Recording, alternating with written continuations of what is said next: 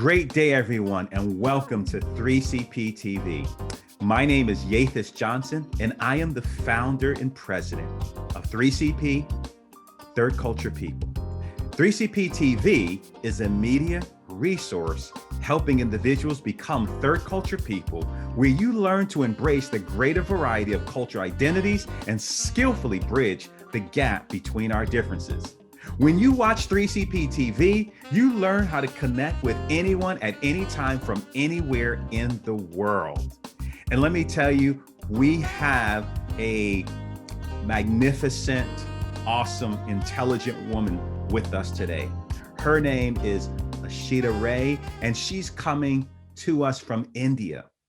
And I got to meet her through a mutual colleague of ours. She is prolific. She is amazing, intelligent, witty. She's gold, and she even wears the colors to just let you know she's gold. And so we're just so happy to have Ishita with us. Ishita, would you just say hello to our audience, and we're going to have you come back and share more about yourself, okay? Sure. Hi, everyone on 3CP TV. And thank you, Yathis and 3CP, for having me on 3CP TV. I'm looking forward really to this interaction. Yes. So Ishita, what really drew me to her was that she is a trainer.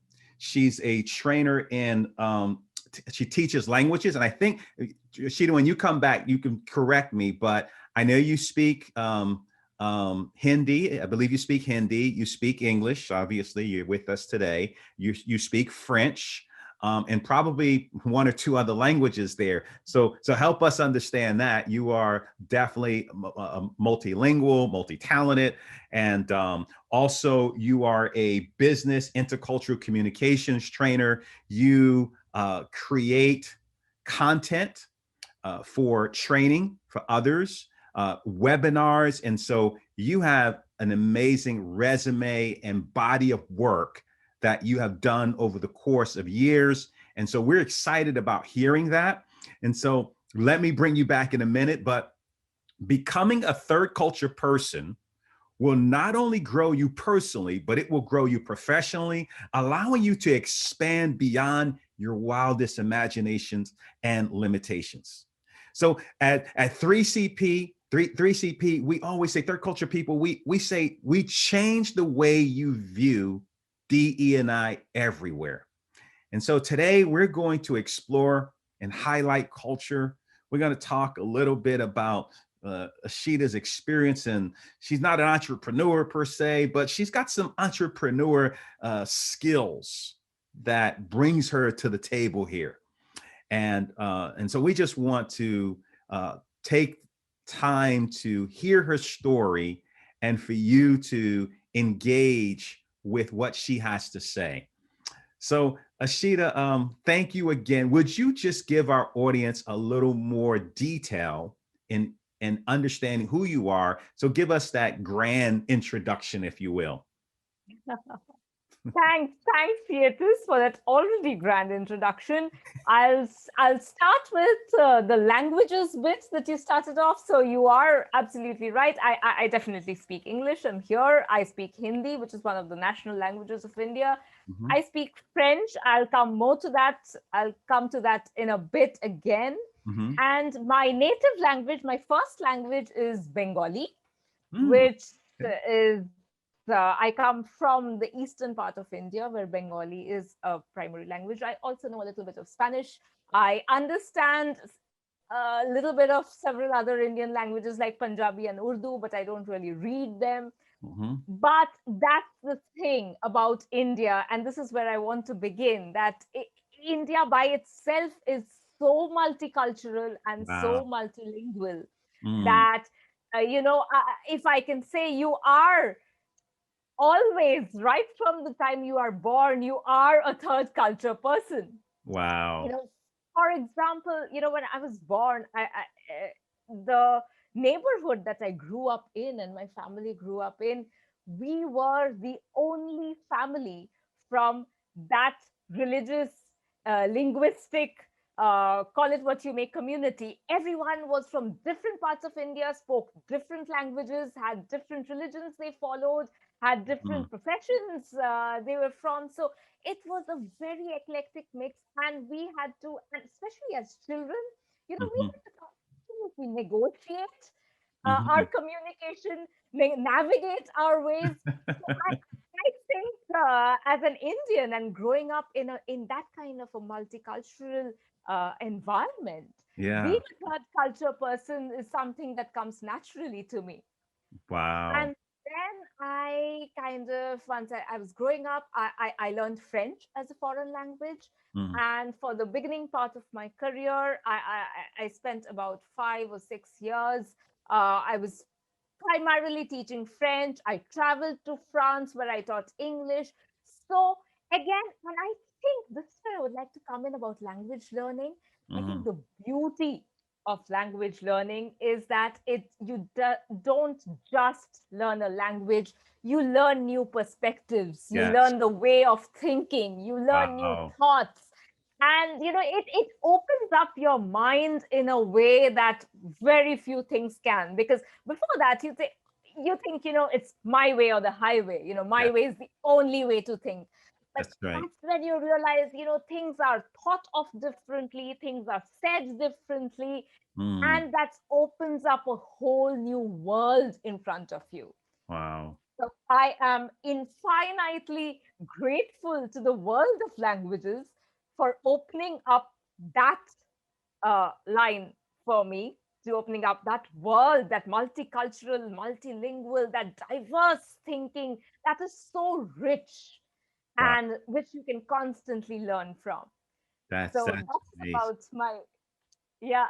And then I moved on to a corporate organization Okay. where I did language teaching, but also I went into business and intercultural communication. And again, I would say, I think my language background or language learning background Mhm. really helped me because uh, here I worked in an organization which was present in more than 50 countries, had employees of more than 130 nationalities, Wow. and had an employee strength of 450,000 people. Mm. And I was part of a team which was responsible for creating courses and learning programs in languages, culture, intercultural communication, business communication, diversity and inclusion, if you will, because it was constantly about teams working together. Mhm. So, and with this kind of a diversity, so for me, I always say this and I believe this, that in my entire career as a learning specialist, I Mhm. think I have learned far more than I have helped people learn. And I think that is my profit from this entire career. Wow, Sheila, that is amazing. That is amazing. And you sound so excited and so enthused about what you get to do on a daily basis. So tell me, how have you been called to use your gifts, your talents, your skills to heal a pain or solve a problem within the world? And you may have touched on that a little bit already, but just help us to understand that. Yeah. So again, I think one of the things that makes me get up every morning is the trust that people have shown in me over Mm, the years. And I think it's in my entire professional life, the fact that uh, I have been trusted with taking up challenging work, mhm, taking up work that has involved things that people have been afraid to venture into, mm, uh, and I've been called up to do things that were really, because you can imagine, for example, in the organization that I worked in until last November, mhm, with that kind of an employee strength and with that kind of a diversity, attempting to create learning programs where there is something in it for everyone, and to Mm. touch individuals to make their lives meaningful Wow. was a very big challenge. And sometimes, and if I just talk about India, there were people who came into this company Hmm. from remote villages and small towns in India, you Mm. know, where they did not have access to the language English. They are barely able to speak English. And from then to there to the whole world of a corporate multinational IT organization, where do they even start and where do they even go? Today we can talk about multicultural, Yeah. multilingual, but just to make that start, to go get into that first call with someone in Europe, in the US, Hmm. person, it is so much. It is such a big leap. Yeah. It could be language, it is confidence, it is, being afraid. So many mountains to climb before he or she can get there. But I believe if I've been able to make a difference to even one of them, having overcome that fear, having been able to make, not just add value to their teams, but make others understand their value and to be able to contribute, I think that's a great thing to have achieved. Wow. Wow. And so, Ashita, one of the things I heard you say is that you want to help people find the meaningful aspect of their lives, right? So make people's lives meaningful.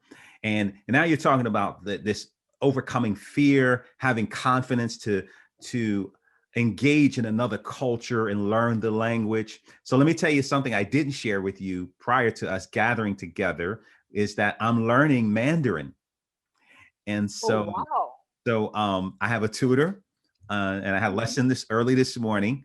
And so I'm listening to your little tips. So I'm hearing you say, I need to have some confidence, and kind of just immerse myself into the culture so that I could begin practicing speaking. What else would you say to our audience, and particularly to me right now? I need your advice on what are things that we could do to learn another language. Like, what are the essential skills that we need? Probably mindset. I mean, like you said, confidence is one, immersion is another. Anything else you would add to that? Yeah, so I think as adults, what happens to us as we grow is that the more we learn, and this is the paradox, I think the more we learn and experience, Mhm. the more we also block our minds to learning and new Mm. experiences. I Wow. think one thing that we should absolutely learn to do is at any point learn to unlearn and then relearn, Wow. because it is Gotta write that one absolutely down. important. And it's not just about languages, it's about anything that we do today, especially in the world that we find ourselves in now in the 21st century. It's not that, you know, you continuously have to believe in constructing, deconstructing, and reconstructing yourself, because that's who you are. And about learning languages, and especially the fear, I think one thing that we, again, as adults, we are so afraid of mistakes. Yes. But I think mistakes are the only way we can progress. Yeah.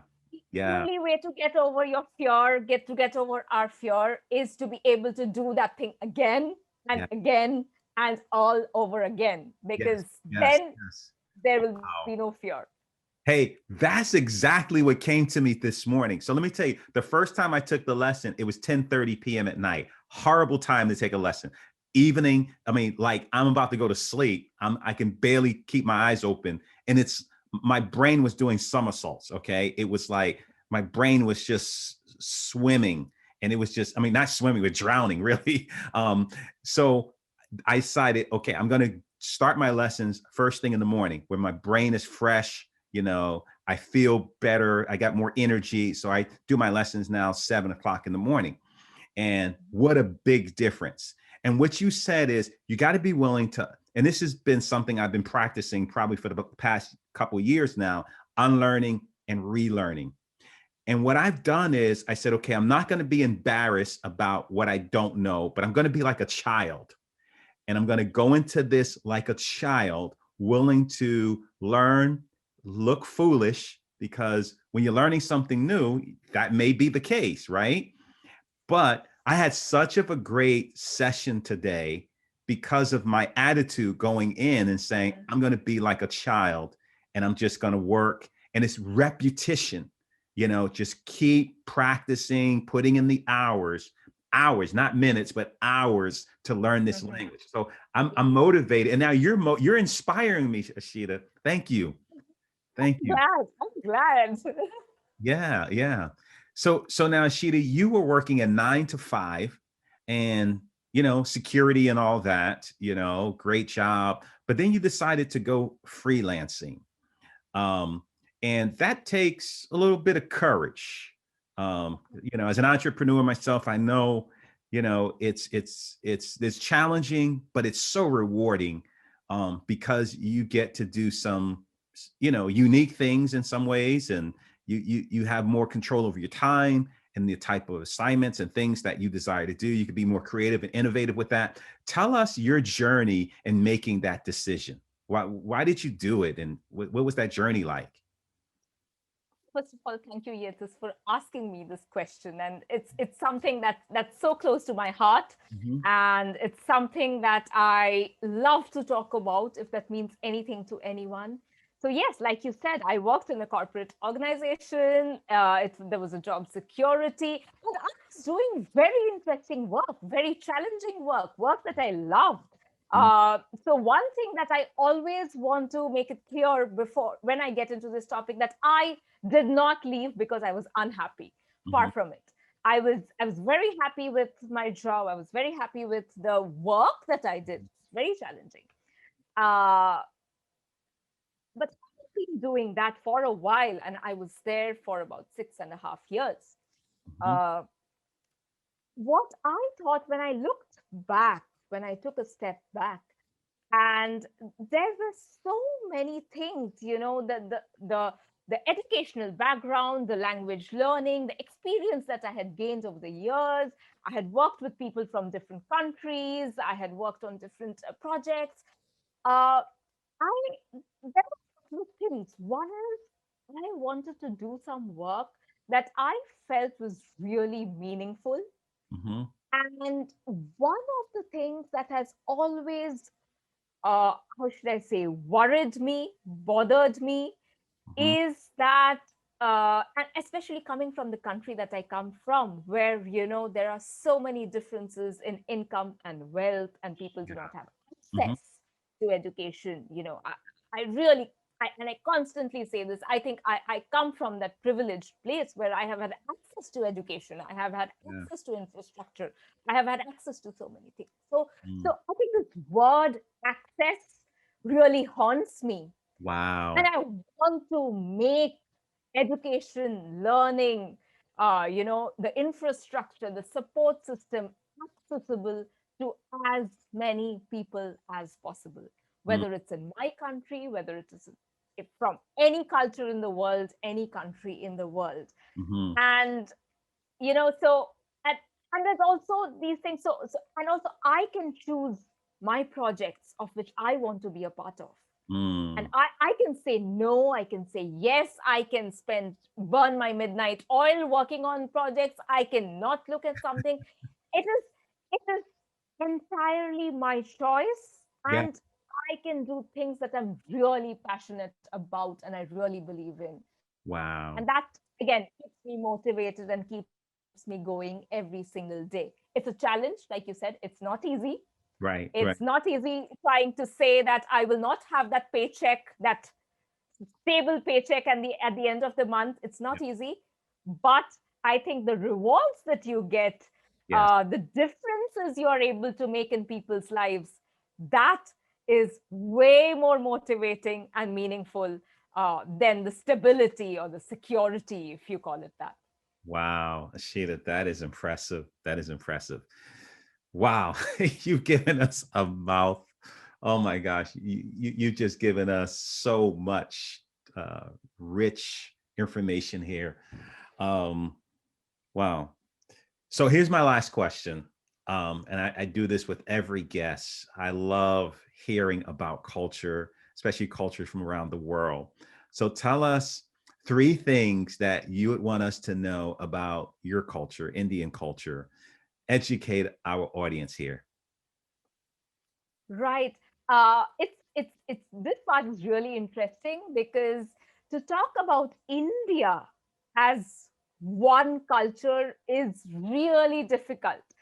So, if I can say, I was reading a book called Language Shock. It's by Mhm. Michael Agar. Okay. And in the book, in a part, he talks about India and he says India is a place, and I'm paraphrasing, I'm not quoting exactly, Mhm. but he says that, India is a place where, where you have even remotely, you think that you have made a theory about the country, then you take one small turn in the road and you find a whole set of contradictions, and then that theory comes toppling down. Wow. So I would say that, I think the primary defining factor of India, that India is an entire spectrum. India is the land of opposites, where you would find this, where you say you find A and you also find the opposite of A, where you find B and you also find the opposite of B. I think that is the defining factor of India, where people are as much rooted in their traditions, uh, as much as they are modern, and they would be abreast with technology, where people are very conscious about relationships and the collective, sticking together as neighbors and collective groups, Yeah. as people would be very conscious of their individual selves, and they are very achievement oriented, they want to get Wow. somewhere in life.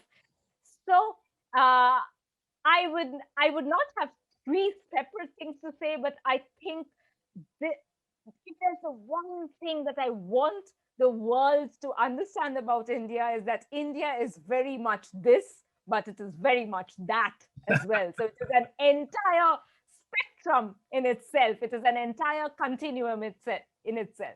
And that is India. Wow. Wow. That's good. That's good to know. So you can't put India in a box because it's You so cannot. varied. It's so diverse in every perspective, is what I'm hearing you say. Yes, yes. So tomorrow you could be interviewing another Indian, and you might be going in your mind, did I just talk to Ishita a few days back? And did she sound like this? But then she sounds like this. So what makes you person? It could very well happen to you. Yeah, yeah. So now you just spurred me on to, now I need to interview another Indian person just to hear the different perspective. But hey, our time is running out, Sheeta. It was great having you. So tell us, how can our audience follow you? How can they connect with you if you're on any of the social media platforms? Can you just give a shout out to what those are and how they could contact you in the future? Absolutely. So I think I am not very active on social media, but I'm definitely very active on LinkedIn. That is one platform I'm very active on. So you can just search for Ishita Ray, and I think my profile would just pop up. It's very easy to find me, and I am also on Instagram. Okay. It's at ray.ishita. It's very Mhm. simple. It's just the inverse order of my name. So it's ray.ishita. So yeah, these are the two channels where you can find me and get in touch with me. I'll be happy to engage in conversations, happy to engage in dialogues. Wow. Thank you again, Ashita. This has been, again, rich. We are so appreciative of you taking time. It's now what? Close to what time is it in India Nine, now? it's going to be 9:30 p.m. It's 9:20 p.m. in the Okay. evening. Okay. Yeah. So it looks like we're about 10 hour, about 10, close to 10-hour difference here. Um, That's right. Yeah, yeah. Hey, audience, thank you so much for tuning into 3CP TV. where you learn to connect with anyone at any time from anywhere in the world. I mean, you saw we were just in India just now. So, hey, please subscribe to our YouTube channel, 3CP TV. Go there. We need you to connect with us, to view our latest episodes. Also subscribe to LinkedIn. We're on LinkedIn, 3CP, Third Culture People. We're on Facebook. We're on Instagram. We're on Twitter. That's where you'll learn more about cultural intelligence, diversity, equity, and inclusion. You'll get content on a constant basis, and it'll help you grow. So tune in, folks. Thank you so much for joining us and listening, watching this episode.